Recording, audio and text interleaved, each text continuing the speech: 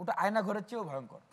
সেখানে কিছু নিয়ম নীতি আছে, কার্ড দেয়, কেস কার্ড দেয়, যেগুলো দিয়ে সেখানে বই পুস্তক পড়া যায়, খাবার কিনে খাওয়া যায়, বাইরে থেকে টাকা দেওয়া যায়। আমাকে সব কিছু স্যাংশন দিয়ে দেওয়া হয়েছিল। এমনকি 1 সপ্তাহ পর পর টেলিফোনে কথা বলতে পারতেন, মির্জা ফখরুল সাহেব বলতে পারতেন, জামাতের বড় নেতারা বলতে পারতেন। কিন্তু আমি এমন ভয়ঙ্কর ব্যক্তি হয়ে গেছিলাম সরকারের জন্য, আমাকে ফোন কলে পর্যন্ত কথা দেয়নি। এবং এরপরে আমাকে একে একে 10টা মামলা দেওয়া হয়েছে। নির্বাচনের 2 মাস পরে আমি বের হয়েছি, 2 মাস পরে। এবং আমার কোনো চুরি ডাকাতি করে মামলা, সব রাজনৈতিক মামলা। এখন প্রশ্ন করছি যে এই যে বিচারপতি, এই বিচার বিভাগ যারা এগুলো করেছেন, আমরা তাদেরকে সেখানে বসিয়ে রেখে আমরা আশ্বস্ত হব যে তারা এই যে হত্যাগুলো করেছে, এই হত্যাগুলোর বিচার তারা করবে। এটা তো বোকা স্বর্গে বসবাস করা ছাড়া আর কিছু না। আর ছাত্রদেরকে এত ছোট মনে করা বা এত বোকা মনে করার কিছু নাই। বাংলাদেশে যত ইতিহাস রচিত হয়েছে পরিবর্তনের, সেই 52, 69, 71, 90 সবগুলোর মূল নায়ক ছিল ছাত্ররা। তারাই সংগঠিত করেছে। এবং এবার যেভাবে পরবর্তীতে বিভিন্ন শ্রেণী পেশার মানুষ, প্রতিবাদী শক্তি, জনতা তারা যুক্ত হয়েছে, এবারও ঠিক একই জিনিস হয়েছে। সুতরাং ছাত্রদেরকে এত ছোট বা এত অবুঝ মনে করার আসলে কিছু নাই। আর আমি আরেকটি জিনিস বলতে চাই যে আজকে ঢাকা বিশ্ববিদ্যালয়ে আন্দোলনকারী শিক্ষার্থীরা এবং প্রত্যেকটা রাজনৈতিক দল, অ্যাকসেপ্ট ছাত্রলীগ এবং জাতীয় ছাত্র সমাজ, কারণ একটা ছিল স্বৈরাচার খুনি এবং তাদের দোসর, তারা ছাড়া সকল ছাত্র সংগঠন আমরা দলমত নির্বিশেষে সেখানে বসেছিলাম।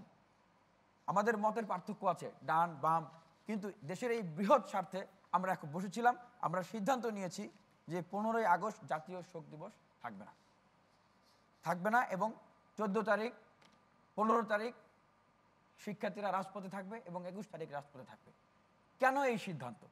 এই সিদ্ধান্তের কারণ হচ্ছে, আমি বলবো যে এই যে পলাতক, পালিয়ে যাওয়া প্রধানমন্ত্রী, তাকে এখনো আওয়ামী লীগ তার সভাপতি হিসেবে রেখেছে।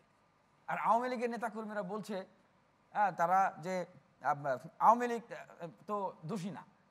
আপনারা কি ব্যবস্থা নিচ্ছেন? আপনারা কি বলেছেন যে শেখ হাসিনাকে পদত্যাগ করার জন্য?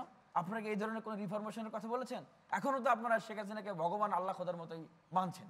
হ্যাঁ, তিনি কি বলছেন? তার পুত্র বলছেন আবার রাজনীতিতে ফিরবে, আবার ব্যাক করবে, বলছেন যে তিনি তো পদত্যাগ করে নাই। What the sense? আপনি যদি বলেন যে তিনি পদত্যাগ করে নাই, আপনারা একটা পরিবর্তন করেছি আমরা, আপনারা সেটাকে স্বীকৃতি দিচ্ছেন না। আপনারা বলছেন পদত্যাগ করে নাই, আবার বলছেন যে দেশে ফিরবে, আবার বলছেন যে রাজনীতিতে ফিরবে, আবার বলছেন আওয়ামী লীগকে মানে শেষ করা যাবে না, আবার বলছেন যে দেশে, আমরা দেখছি যে ইন্ডিয়ান টেলিভিশনগুলোতে প্রচার করা হচ্ছে এবং তার পুত্র এগুলো লিখছেন যে দেশে মৌলবাদীরা এগুলো করতেছে, ইসলামিস্টরা তাকে তাড়িয়ে দিয়েছে, দেশে এখন জঙ্গিবাদী পরিস্থিতি তৈরি হবে যেন ইন্টারন্যাশনালি নতুন সরকারটা রেকগনিশন না পায়। তার মানে আপনি কি পরিবেশ তৈরি করছেন? যে আপনারা আবার বলছেন, আমি দেখছি যে ছাত্রলীগের সাবেক নেতারা এবং আওয়ামী লীগের অনেক নেতারা মানে পোস্ট দিচ্ছেন যে বিপ্লবের পরে কিন্তু প্রতি বিপ্লব হয়, সুতরাং সাবধান। মানে তার মানেটা কি? আপনারা প্রতি বিপ্লব করতে যাচ্ছেন। আমরা যদি এখন প্রস্তুতি নিই, তাহলে আপনারা বলবেন যে আমরা এখন আওয়ামী লীগের নেতাদেরকে তাড়িয়ে দিচ্ছি, শিক্ষকদেরকে পদত্যাগ করাতে বাধ্য করছি, বিভিন্ন অফিসে সরকারি আমলাদেরকে আমরা চাপ প্রয়োগ করছি। আমরা কেন করছি? আপনারা যদি শান্ত থাকতেন, আপনারা যদি এই পরিবর্তিত পরিস্থিতিটাকে, আপনারা যদি মনে করেন যে ছাত্রদের এই ড্রাইভটা, এই মুভটা হচ্ছে রাষ্ট্র সংস্কারের বিপ্লব, আমাদেরকে সাপোর্ট করা উচিত। হতে পারে আমি আওয়ামী লীগ, হতে পারে বিএনপি, হতে পারে জামাত, হতে পারে জাতীয় পার্টি, গণ অধিকার, বামপন্থী, ডানপন্থী, ছাত্ররা যেভাবে আজকে আমরা বিশ্ববিদ্যালয়, আবারও বলছি যে আজকে আমরা বিশ্ববিদ্যালয়ে ছাত্র অধিকার পরিষদ, ছাত্র দল, ছাত্র শক্তি, বাম ছাত্র সংগঠনগুলো, ছাত্র শিবির, আমরা সবাই এক প্ল্যাটফর্মে বসতে পেরেছিলাম। আপনারা পারবেন? একটা চ্যালেঞ্জ করে দিচ্ছি, আপনারা জাতীয় নেতারা পারবেন সব রাজনৈতিক দলগুলো একসাথে বসতে?